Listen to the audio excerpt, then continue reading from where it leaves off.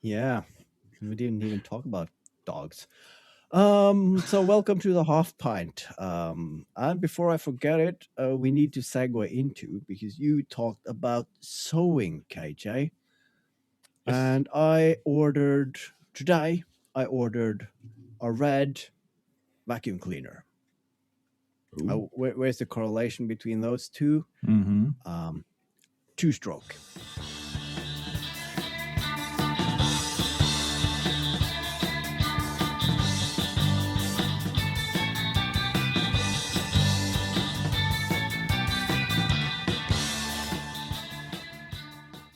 Because I have a two-stroke engine and I'm making a two-stroke vacuum cleaner. That's my next guilty pleasure project. And then I was looking for something, and then I stumbled over. And these ones are still in such an abundance in Norway that the prices haven't risen yet. So for 40 quid, you can get an old Singer sewing machine with the table and a pedal and everything. And if you know anything about those, you have a sewing machine with a belt wheel on the end, and then under the table there's a bigger belt wheel that is connected to a pedal.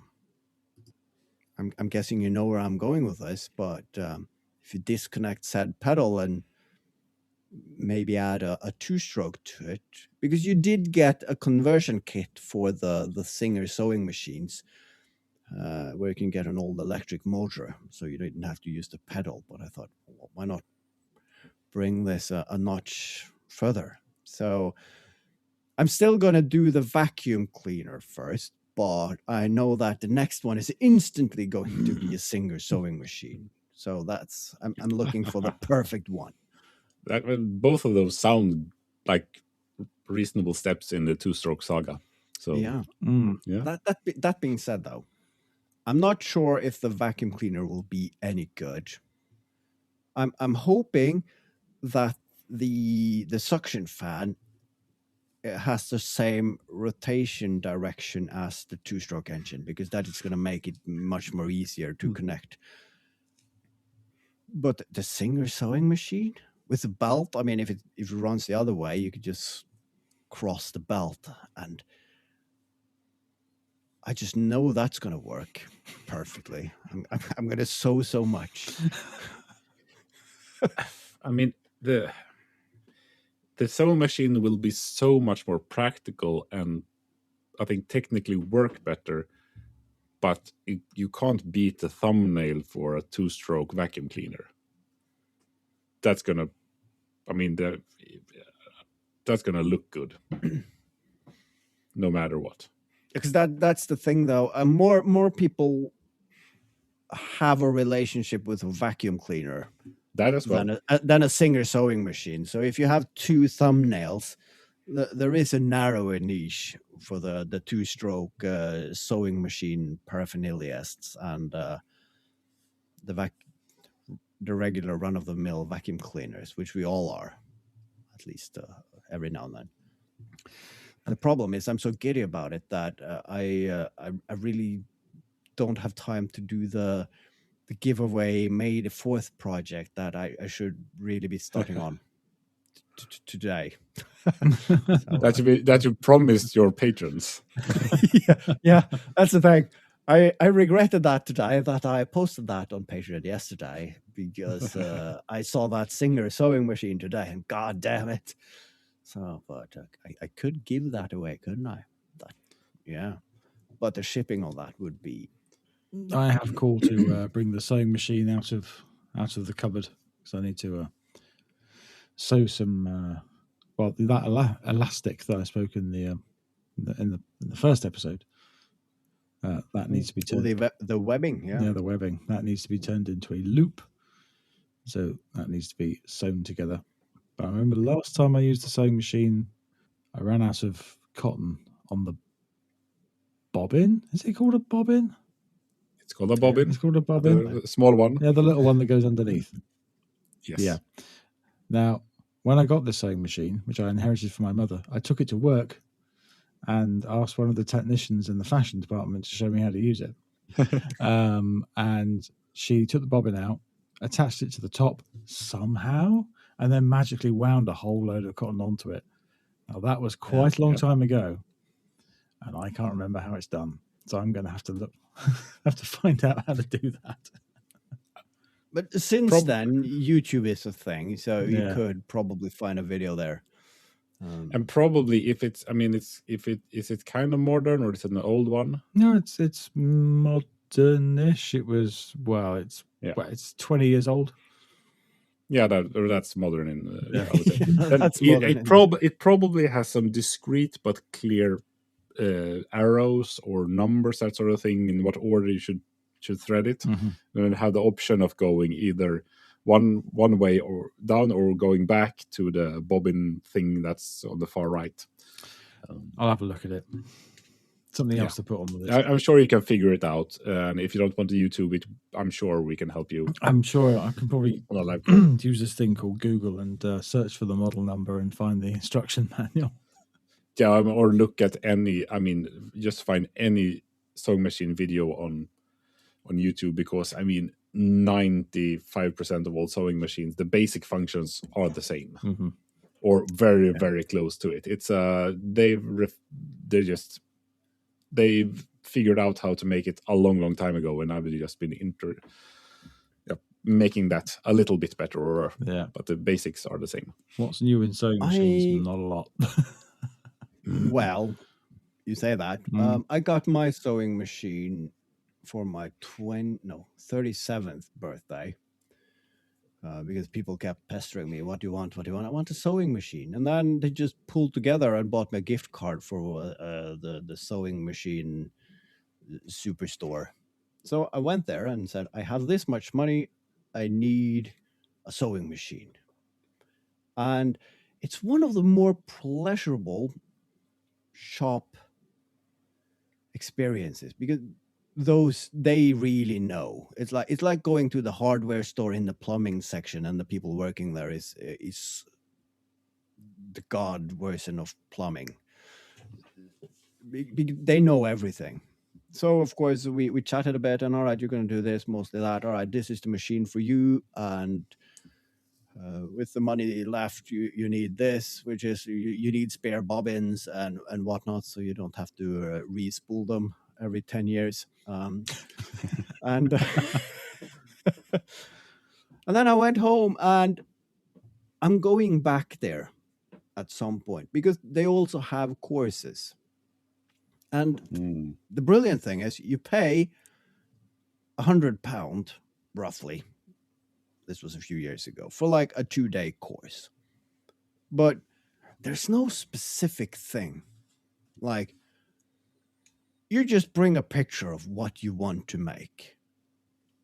And of course, the course is at their store. So they have like room after room after room with fabrics, and they have all kinds of sewing machines, and they know everything about any sewing machine ever made. So if you have your own, bring that one so you can learn. So if you want to learn how to make a vest, all right, then bring your sewing machine, and we'll show you how to make a vest. And then you can go back and pick the fabric that you want. Of course, you have to pay for the fabric, but that's brilliant. So that's what I'm going to do once my my Carhartt pants go out of production. I'm just going to pay £100 for a course and bring those. I would like to learn how to make those.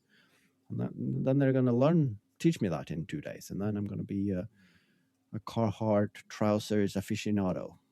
Just going to churn out one trouser after another. Until you never need trousers again. Yeah. I feel like I know my way around a sewing machine roughly, but I mean, I just looked at mine. I think it's 19 different stitches it can do. I have used 3 of them, and I don't know what more than half of them are for exactly. I am okay. The needle goes like this. This stitch is produced. I wonder why that is. I wonder what that's used for. This is a straight line. This is a zigzag line. This is a wavy line. And then we have all the other ones.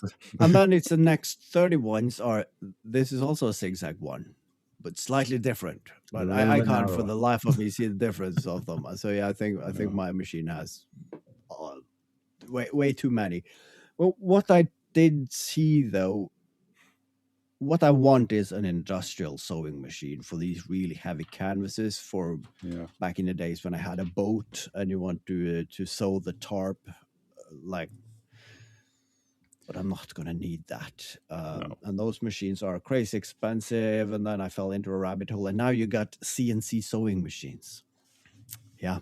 You just insert fabric here and then you load your G file and it will, it will sew you some trousers and embroider them with the appropriate flowers that are in the standard database of patterns that follows the machine. So.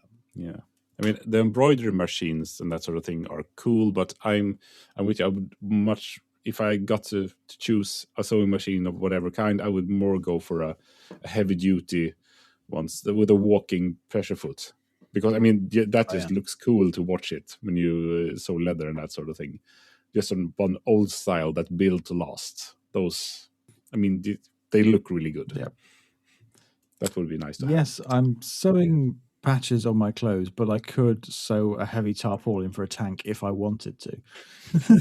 I mean that's the same with all the tools, really, isn't it? Yeah.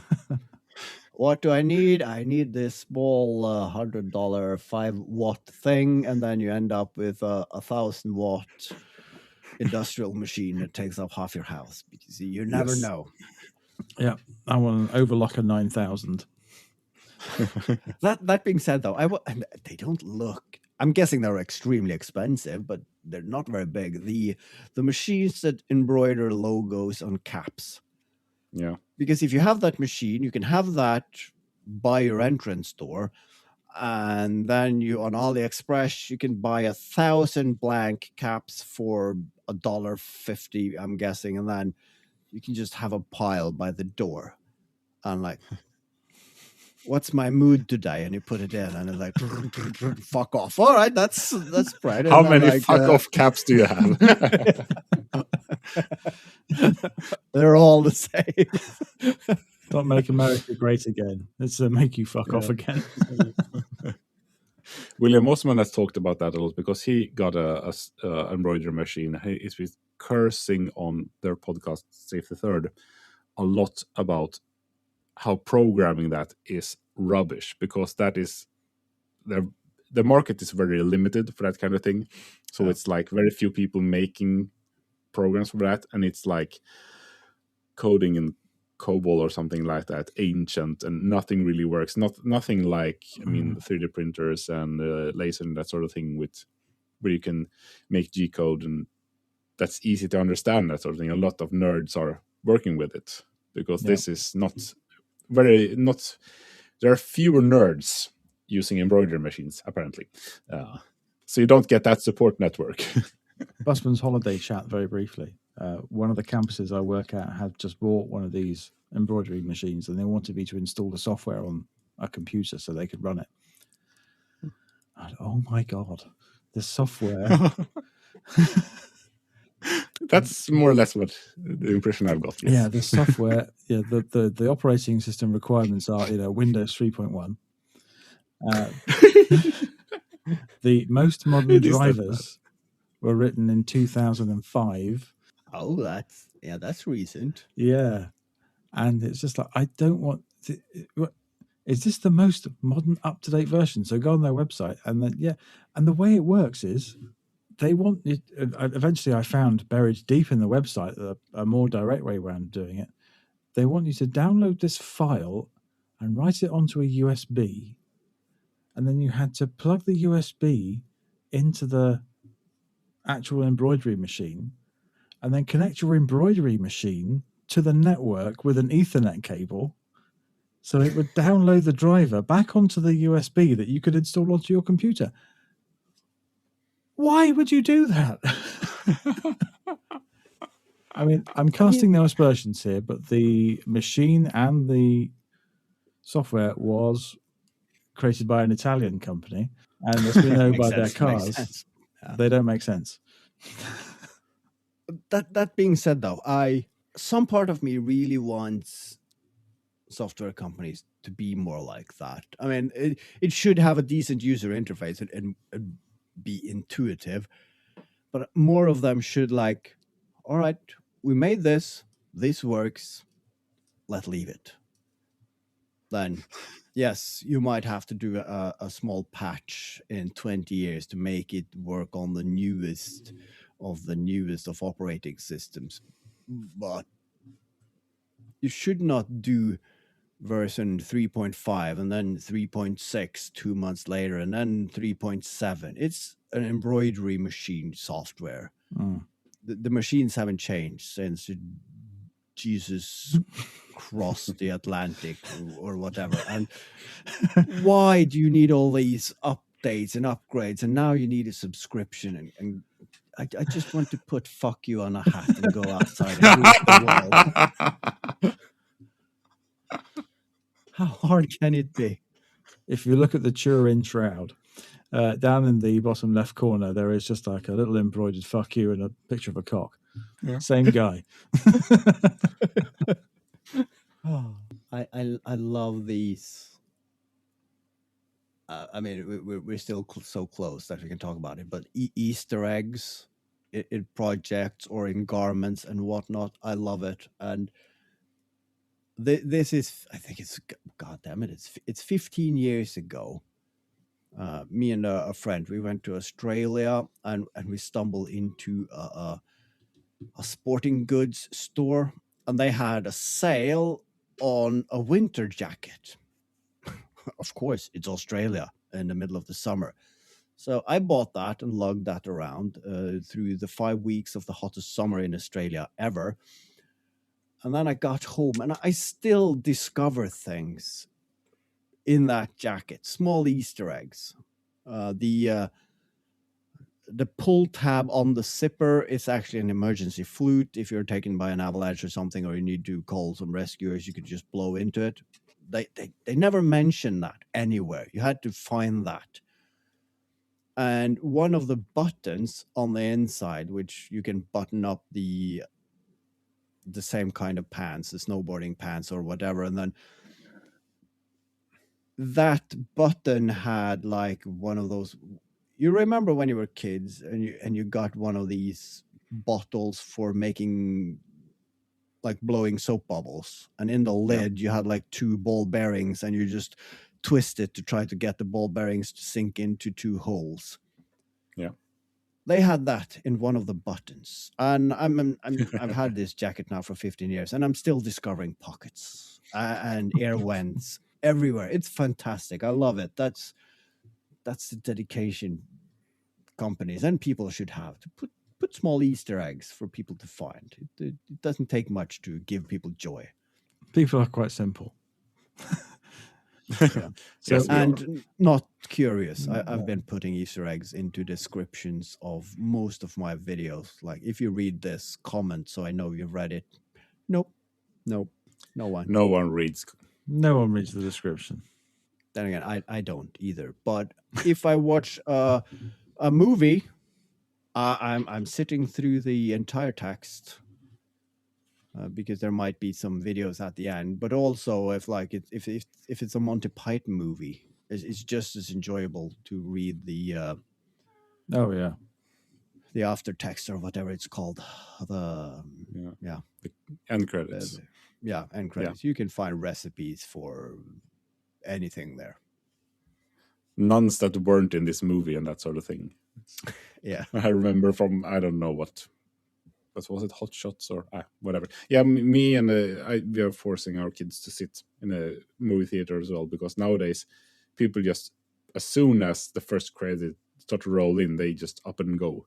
And if it's one thing I don't want, it's having to go out with everyone else and people being in the way and that sort of thing. Just sit and relax, talk about the movie.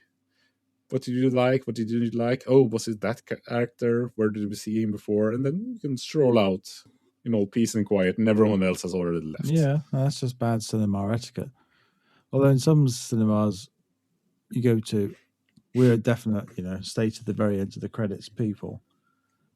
Because, it's almost like, all these people worked on this film. It's rude just to up and leave. Yeah. It's like the idiots that when the plane lands, they're unbuckling and they're standing up and they're getting the stuff out of the lockers. So like, haven't even reached the gate yet. Yeah. You're not going anywhere. I know the I know the Marvel universe has been known for this, that they're hiding Easter eggs or a small glimpse of the next movie at the end of the end credits. But before that, I was an extra in a Norwegian movie. And of course, once the edit was done and it was like the pre-premiere, they had a screening for people who were in the movie. So of course, a lot of us who were extras, we went to that place just to watch the video, and that's the first time like nobody got up because we were extras. Most of us were extras, and we were paid nickels and dimes, and we were at the very, very, very, very end of the end credits, and most of us had more screen time in the end credits than in the movie itself, present company included. And god damn it, we were going to watch every second of our name crawl across that screen. So it was fun just sitting there. Nobody got up.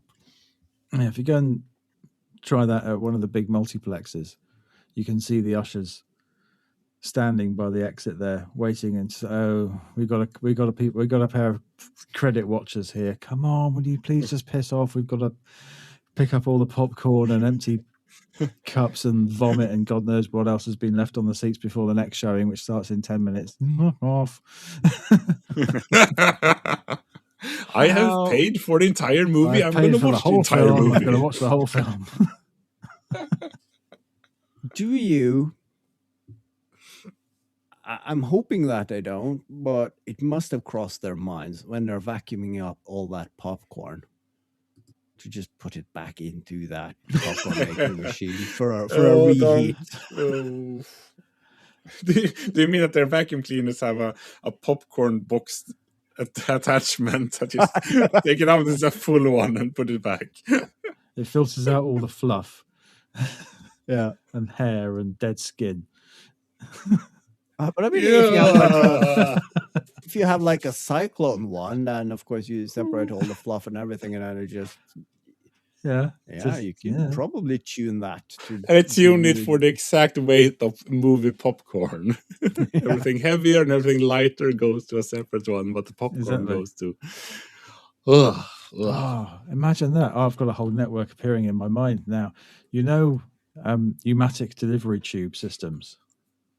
Oh yeah. Oh, that's fantastic. So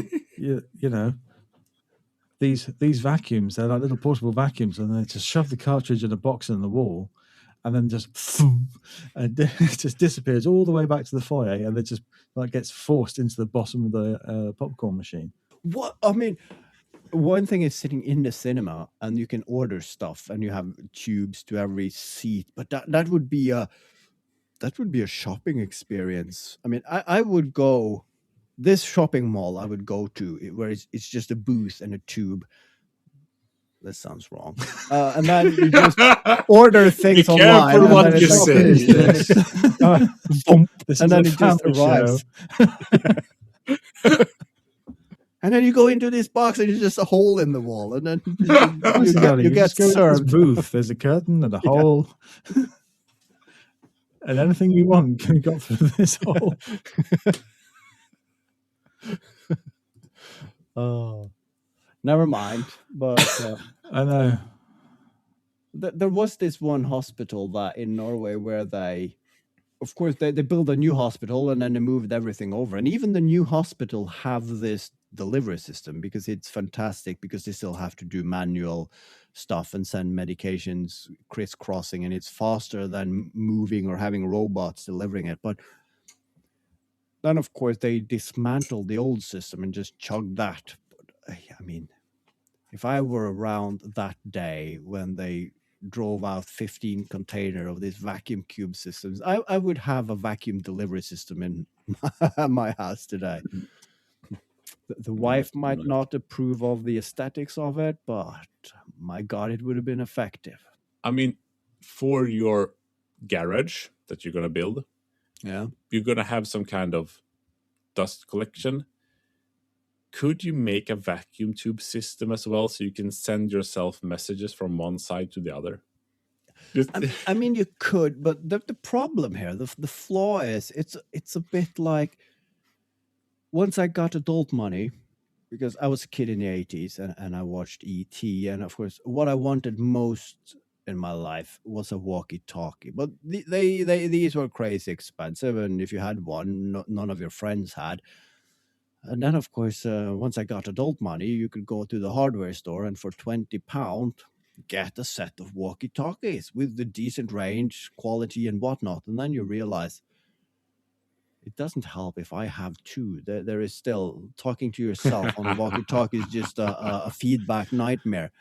And that would be the same with a vacuum delivery system. Sending messages to yourself, it's a bit sad. But it could be a fun thing to have in a YouTube video. Let's go over to the CNC and you just plop it in the vacuum tube, goes up, and then you go over to the CNC and plop, it comes down, and then you... Could you have a... Yeah, I could do that at my computer. All right, I'm putting the G-code on this USB drive, and then boom, it's now in the workshop. Let's go over there, and there it is, and plug it in. And... Could you have a system running into your house? If anybody's home, you're in your garage doing garage things, definitely not workshop things, because it is a garage. Yeah. But, you decide, maybe I want a biscuit. So you send a little message, gets delivered into the house, please send biscuits, and then biscuits arrive. I mean, that's why the post, the pipe, what was it called? Pnumatic? Yeah, whatever. Pneumatic system is, because I don't know anything else that you can instant deliver cookies. What work over text or email, or the pigeon will eat it. But how could it also then deliver a cup of tea? Yeah. That would be massive. In a thermos? Yeah, in a thermos, obviously. But I mean, the cup, like... No. Well, yes, the cup and the tea would arrive. Not necessarily in a really useful state, but it would get there. Now I really want to make one, but I don't really know where to put it. I mean, yes. Since we switched rooms here, my wife has moved her office to the second floor. Previously, she was just one floor above me, straight through the floor. So, I mean, we heard each other's music through the floor. But now we really could have use of a Pnumatic system just to send messages instead of using Teams. Oh, I went to Google. This is the half pint after all, and then I put in pneumatic tubes, and then it autocompletes system for home. Nice. So let's go to images. Yeah, pneumatic tube system, airlog.com. Point to point. System configuration. I mean, whilst you're Googling that. Oh, there's there is Just found something. There is a YouTube video. A guy made a video. Tooth Fairy tooth transport. Making fun. So someone has made a Tooth Fairy pneumatic air transport. It's fantastic. And he's made it out of small PVC tubes and valves that you could get at the hardware store. Oh, I'm so looking forward to this. This is going to my as video 592 on my watch later list.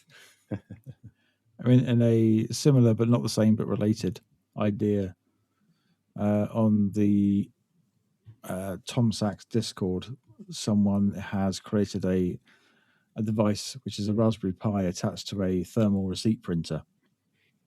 And every morning it prints off the weather report and something else. But he's set it up as it reads an email. So if you send this guy an email, it'll print it out. So you've had two of those. Oh my God. I've come to that age where I would like to start my morning with the paper. I mean, the physical paper while having a cup of coffee. But of course, the state of the world is like, that's a mind fuck. So you really don't want to read the newspaper, but I want that paper with information that I would like to read on it. So what if you every morning you go and buy your coffee machine, you have this thermal receipt, and I've just recently seen them at the local hardware store. They cost nothing. So then you could very easily make a program to, all right, you have the weather report and then the traffic information from Google for your commute to work. And then you could probably have it on, on some news outlets, you can like have the positive news or the latest news on air pneumatic transport systems and whatnot. So every morning you have like a half a meter of thermal printed paper with like things on them, and they like when you have the text television system back in the days, you have the joke of the day, that was one page, and then you probably have a small Sudoku there at the end that you can cross off, and that's a brilliant idea. Yeah, I'll see if I can find. I don't know if he had any links to what he was doing, but I'll see if I can find it, and I'll just copy and paste some bits and pieces. I don't mind reading the papers in the morning because we have rather nice ones, but that makes me think that I would like if the YouTube subscription page was laid out like more of a newspaper, a big newspaper side with all the latest one. It's some kind of, not just a scrollable feed that everything gets lost in, but get it like, this is the news of the day. These are the videos from yesterday, kind of thing. And have that printed out, that could also be nice. Hard to click it though.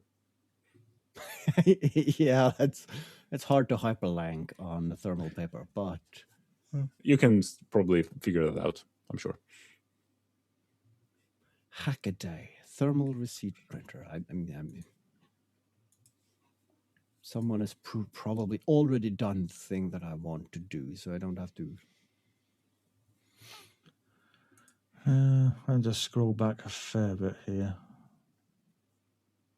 Past the wind-powered 16mm Bolex machine. Bolex camera. Here we go.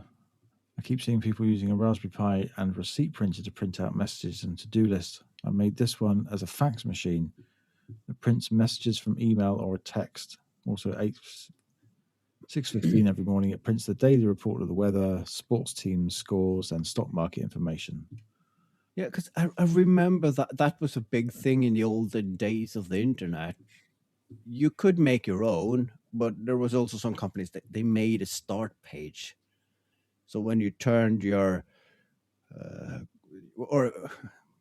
be honest, when your grandmother turned the computer on and opened up Internet Explorer, you had programmed a start page, which had the link to the newspaper and the local Bible group newsletter or whatever. And it was like all condensed into one page.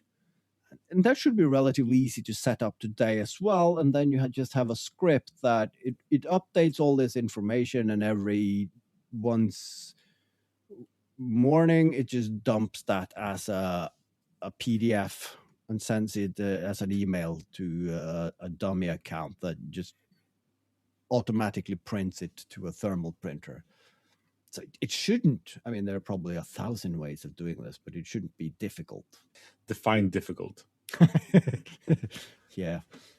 Spending a fortnight pulling your hair, staring at code while screaming, that's, it's not difficult, but it's just troublesome mentally. Yeah. Is this important? Yes, it is very, very important.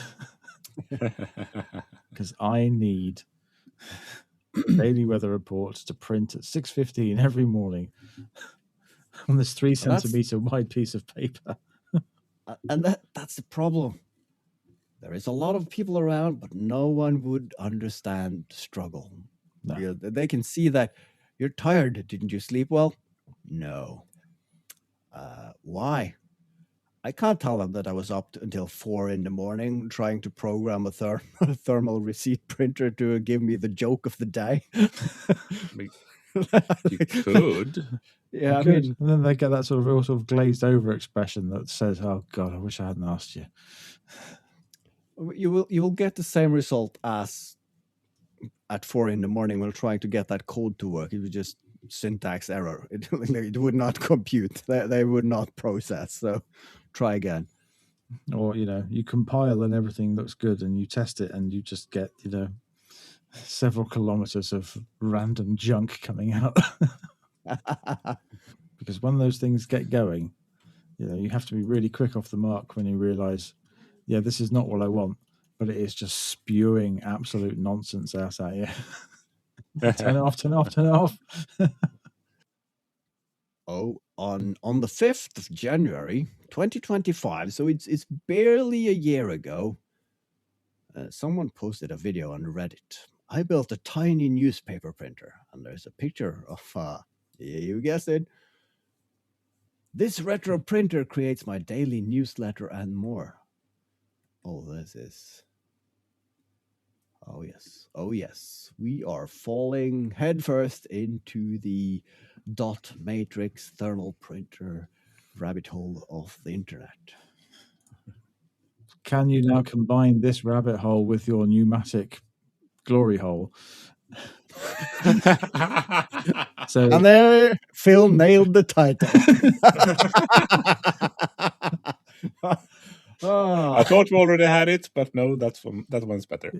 So you have your daily weather report and joke of the day print out at a set time in the morning, and then a robotic arm tears that off the printer and puts it in a pneumatic tube and delivers it to your bedroom. I'm just reading the text here on this YouTube video. I converted an old dot matrix printer into a new network accessible newsletter machine. It's not just news. It prints recipes, code reviews, articles, and even graphics. No soldering required, just a Raspberry Pi. Oh yes, this is so happening. Well, I'm glad that you're glad. I'm glad we solved all the world's problems with pneumatic tubes, like a pair of Victorian a triumvirate of Victorian inventors. This is surely the future. This electronic mail is merely a fad. Pneumatic tubes is definitely the future. I mean, that's where we have to go when AI takes over and just destroys the internet. Absolutely. Covertly swapping recipes by pneumatic tube systems. I look forward to steam-powered pneumatic tubes. Absolutely. As well. I look forward to this future. A steam... Don't add more complexity on again. No, because that's the thing now. It's a thermal printer. Thermal as in temperature, heat. Yes. Steam, temperature, yes. A steam-powered thermal printer. A wood-fired steam boiler thermal printer. I mean, you need to pile on a lot of keywords in the title of your video for it to go viral, they say. So are you going to be using steam power or wind or water wheel power to run the CNC to cut the templates to generate the steam to imprint that onto your thermal paper? It's the next series of how to use all my tools in one project. All at once. Yeah, yes. You've got your work cut out there. I look forward to seeing the video. Yeah, I'll get right on it and see you in 2032. I promise I'll watch the video. 30 likes. 11 out of 10. Yes, 11 out of 10. Well, was that the end? I think so. I believe it was. I'm way into compiling a list, what I need. So, yeah. So who's editing this week? It's me, isn't it? Yeah. I think so. I concluded the same thing before the episode this time. So, yeah. Good for you. Coming in with some kind of confidence. Yeah. That. Cussing a swagger as he goes, I'm not editing this. This is your problem. I'm not bringing a list of cue cards to this episode because I'm not doing the edit. So this is going to be raw.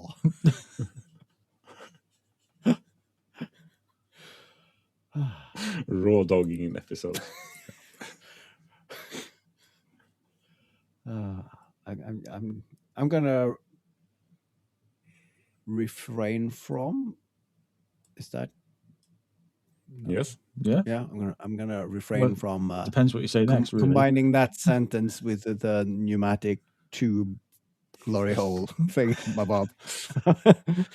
Yeah, don't raw dog that. Yeah. Got to lube up your systems.